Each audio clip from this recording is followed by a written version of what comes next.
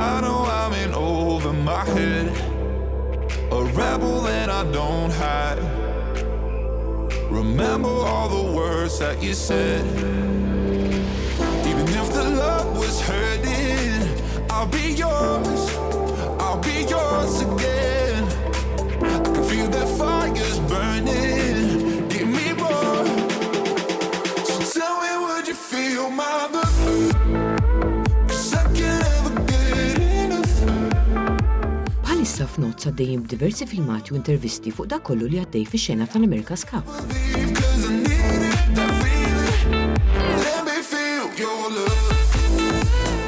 Parti kbira mill-istrateġija fl-America's Cup hija li tikxef u ssir taf kemm tista' informazzjoni dwar id-dgħajsa tar-rivali tiegħek. Issa ħanisimgħu lil Anderson Reggio ta' American Magic dwar id-differenzi bejn id-dgħajjes Luna Rossa u Brittanja.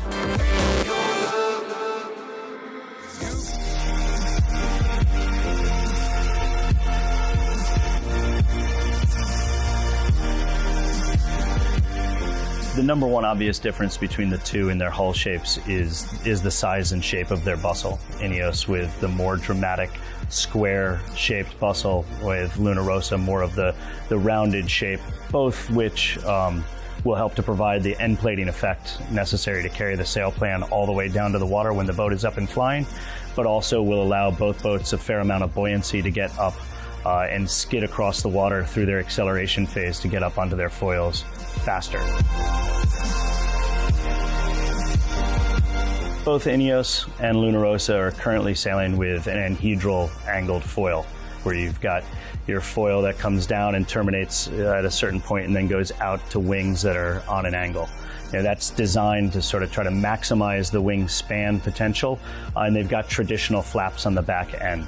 Both teams will know very well what their limitations are of their own foils, and how they play that relative to their opponent is going to be an obvious component of the Prada Cup finals.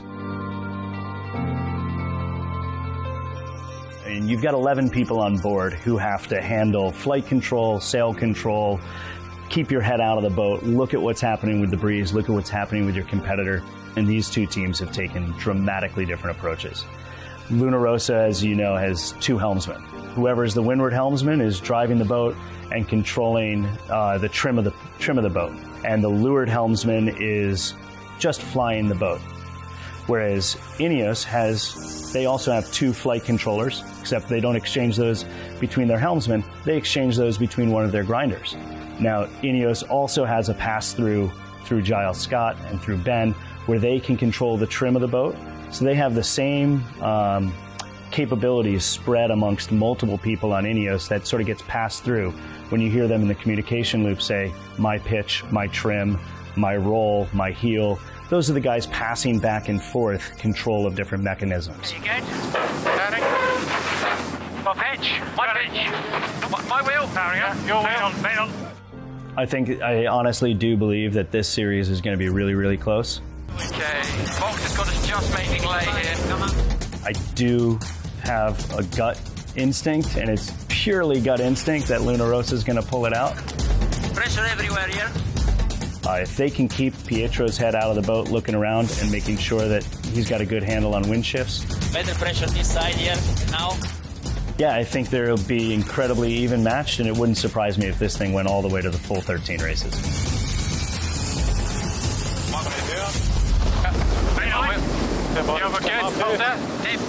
Left in front, over. Tell me, would you feel my love?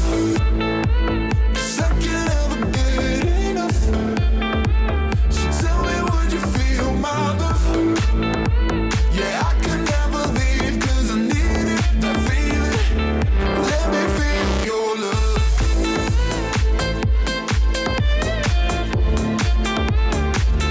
Let me feel your love. Il-filmat li jmiss huwa roundup ta' kull ma ġara fl-ewwel jum tal-Prada Cup Final. Insegwu. The supporters were excited on the opening day of the Prada Cup Final, but you could feel the tension. Light winds were due to build, but by how much and when? And which team would it favour? The first clue came in the pre-start as Ineos dropped off her foils and stopped. Luna Rossa almost followed suit, but managed to keep their pace, just, and managed to cross the line at speed and on time. But the British were stuck, struggling to get underway. The gap between the two was opening already, and quickly. By gate 1, Luna Rossa were 1 minute 20 seconds ahead. On the second lap, they'd increased to 1 minute 54. The race was going one way, to the Italians. And after 23 minutes of racing, Luna Rossa had taken the first win of the Prada Cup final. We are very happy, obviously. One is done. And yeah, the next one will be a very different race, I think. The wind is increasing, and it's not just about staying on the foils, but it will be a different race for sure. One boat could get off the foil and one couldn't, and that was the story. But yeah, it is what it is. We just got to do the best we can in the conditions and keep pushing. For race 2, the breeze had built significantly. A different race was in store. This is the race committee. The wind sampling period is complete and this race is live. A closely matched start at speed was the proof. Luna Rossa couldn't live to windward of Ineos and were forced to tack off. Advantage Ineos. But it didn't last long. The British were forced to dip, and the Italians pulled out enough to pass the first gate in the lead. By gate 2, they'd squeezed a little more to lead by 17 seconds. Sure-footed and confident, a steady performance in the steady breeze. This was their day, and the next 2 laps proved it. And Luna Rossa took their second win of the day. Yeah, it was a good day. I thought the boys sailed really well on board. Still obviously a few things I think we need to sharpen up on, but great job by the team. Boat was performing very, very well. A punchy start to the Prada Cup final. Hey, hey. Yeah, yeah. Hey, hey. Yeah, yeah. Nathan Outteridge huwa korrispondent uffiċjali tal-America's Cup. Fil-filmat li ġej jaqsam l-opinjoni tiegħu fuq it-tliela tal-ewwel ġurnata. So we've been waiting for this moment for weeks now. It's the beginning of the Prada Cup final. Ineos Team UK against Luna Rossa Prada Pirelli. So today it was actually really light conditions, marginal foiling, and probably not what anyone was really expecting. We were expecting fireworks on the pre-start, and in the end what we found was one boat off the foils and late to the start. And a lot of people are probably going to give Ineos a hard time about that, but what they probably don't understand is that they actually needed 2 foiling manoeuvres in that pre-start versus the 1 for Prada. You can look back at that and say that starboard tack entry was probably the wrong choice in hindsight when they got to pick which end, because of the light winds. So Luna Rossa just looked fast and smooth and sailing really well in that light winds. They sailed very clean and they handed the first defeat to Ineos in the Prada Cup final. So in race 2 we had more action. That was more like what we're expecting to see. We had 2 boats on the foils, the breeze had come up, Luna Rossa were pushing hard. They were trying to force Ben to be early, but both boats managed to get quite nice starts, very even. And this was the chance we're going to find out which boat was actually quicker. That line up out of the start, off to that boundary, and you could see really quickly that one boat just had a slight edge in those conditions. And then Luna Rossa tacked away. When they came back together, it was a port starboard situation. Luna Rossa made the cross. Ineos, in fact, actually ducked, and they ducked by too far. I think there was a bit of a communication error there and between Ben and Giles, and they ducked by over a boat length. Yours, Ben? Okay, up, hang on. Up, go. Giles, with my edge. He came down too much, mate. Copy. Can't do that. Okay. When they came back together next time round, Prada had extended their lead, and that lead just extended lap after lap until eventually they won by a decent margin.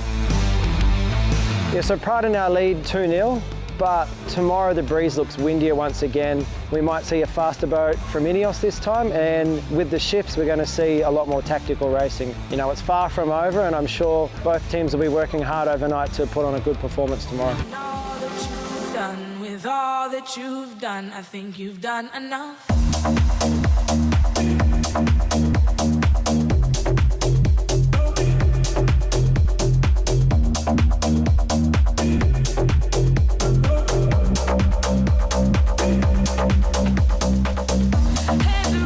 Kull tiġrija fuq l-IC75 hija impenjattiva u tedjanti, speċjalment għal Ben Ainsley u Giles Scott, li ma' kull tellieqa jridu jażlu x-xiftijiet tal-ekwipaġġ. Ħanisimgħu aktar.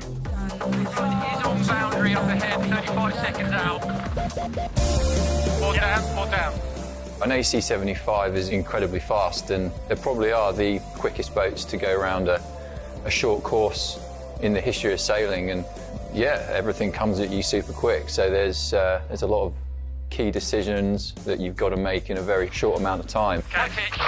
Turning. Main on. Turning up and tacking. Here we go. The basis of my role is that I'm a tactician, and I suppose thinking about yachting traditionally, that's very well understood in this high-performance world that we now live in. I think that role as a whole is going through a bit of a morphing process.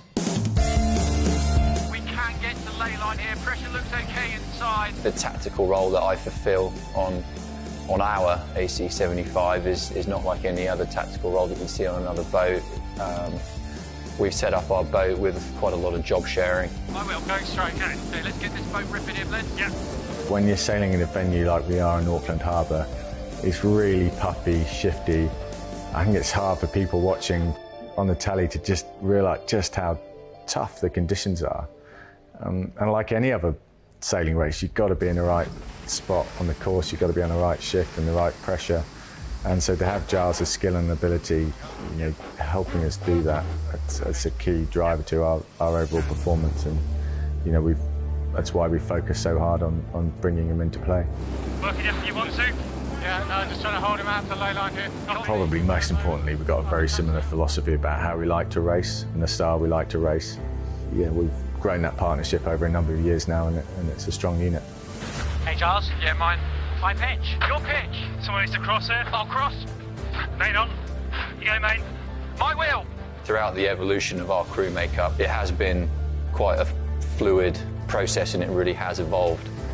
Every boat has tailored their crew makeup to suit the individuals that they've got sailing, and we're no different from that. And I think it's certainly fascinating from a sailor's perspective to look out on every other boat and try and work out how the different crews are sailing their boat, where their strengths are, where their weaknesses would be. Yeah, it makes it a pretty fascinating playground. Getting good righties this way, Ben. Copy. Yeah, he's falling into us here. There's certainly big gains to be had from putting the boat in the right place on the race course, but especially with a venue like Auckland, you can make up 2 knots, 3 knots, 4 knots VMG if you stick the boat in the right spot on the race course. So yeah, it is massively important, but it's all part of the same machine. Us as sailors, the kit, the foils, the rig, the sails. It's everything is helping to try and make that boat get from start to finish as quick as possible. Awesome effort, lads. Yeah.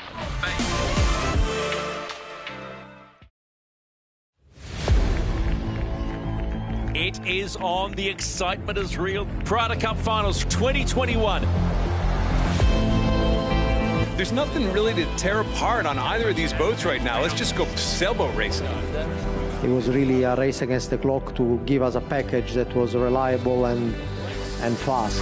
Nice, boys. Luna Rossa takes first blood against Ineos Team UK. Today we had a very good package. Never a doubt, mate. Ineos Team UK had a bit of a punch to the gut in race 1. Go hard, guys, go hard. Nothing's really changed for us. We've got to win 7 more races. This is flat out boat speed weather right now. Coming down. Don't go too early. Don't go too early. He's going behind us. He's going behind us. Up, go. He came down too much, mate. Copy. Can't do that. Italians do not look slow. We've got to try and get the boat going faster, and we've got to sail better. You win 7. You go to the big show. We have a small advantage now, but we have to think race by race and day by day. And it's a double for Luna Rossa Prada Pirelli. They get the job done. We know we're up against really tough competition. That was our expectation. All right, guys. Good effort. Wasn't going to happen today. Just got to keep pushing. We've just got to go out, sail well, sail hard, and we can do it.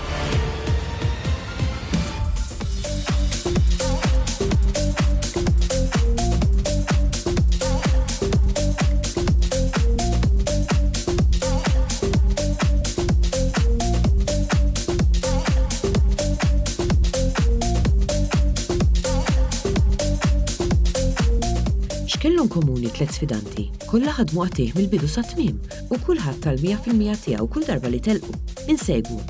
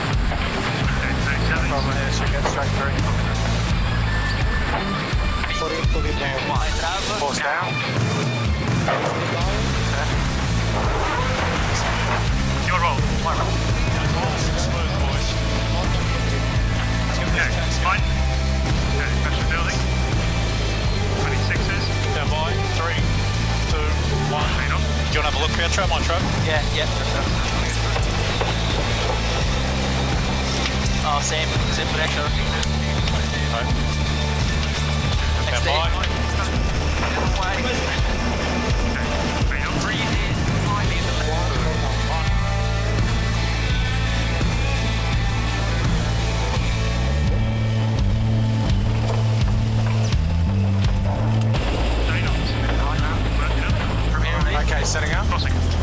Yep. As long as I'm gonna be around you when the sun goes down, yeah.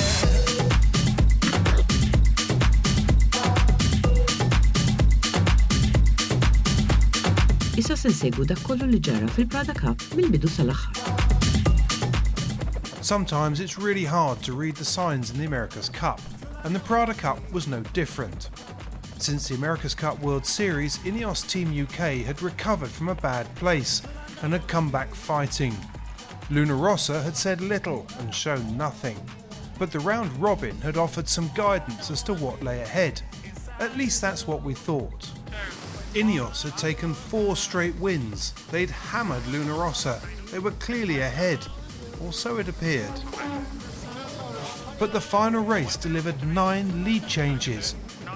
So if this pair met again, the racing would surely be close. I think it's going to be a fantastic fight.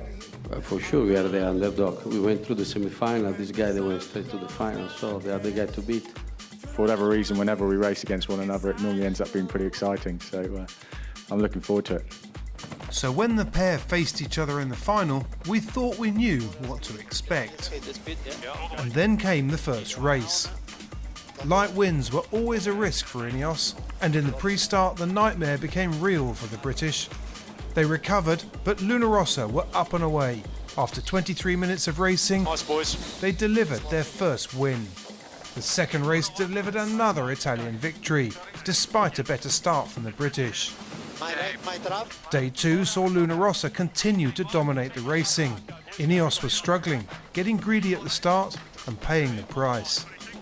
They were pushing hard, but tripped up once again in the second race of the day.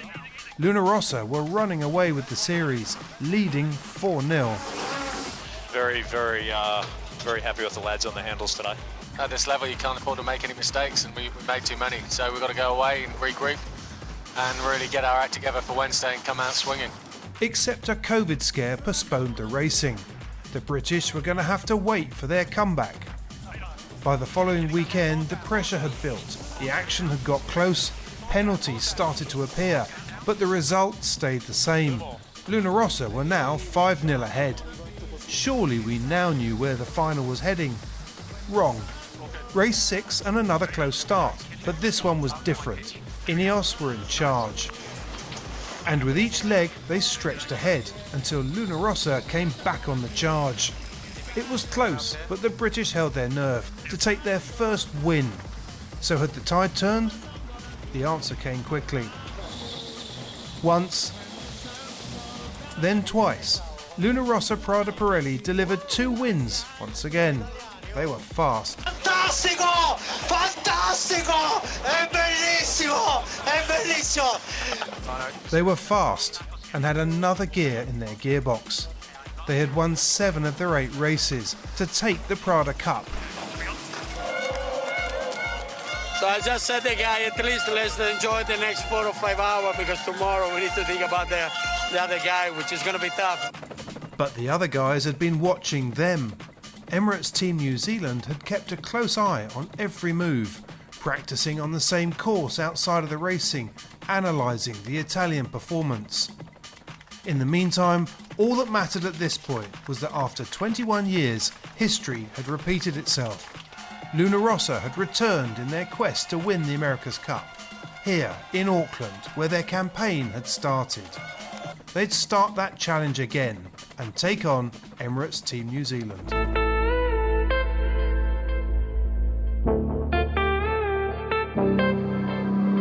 Passing every red light, I know I'm in over my head, a rebel and I don't hide. Remember all the words that you said. Even if the love was hurting, I'll be yours again.